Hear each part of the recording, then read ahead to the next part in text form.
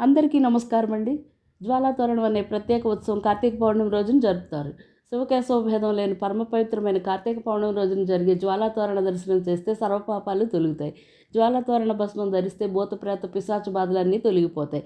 కార్తీక జ్వాలా దర్శనం వల్ల మానవులకు, పశుపక్షాదులకు, క్రిమికీటకాలకు సైతం పునర్జన్మ ఉండదని ప్రతీతి.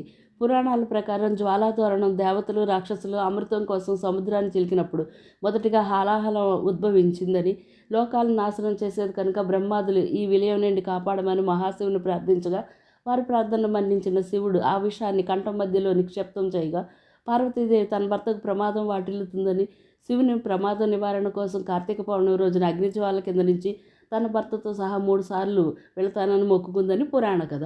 ఎండుగడ్డి గోగునాతో చేసిన జ్వాలాతోరణం శివాలయంలో 2 కర్ర స్తంభాల మధ్య కట్టి శివపార్వతుల పల్లకీని 3 సార్లు తీసుకువెళ్తారు. హాలాహలం కంఠం మధ్యలో ఉద్భవించి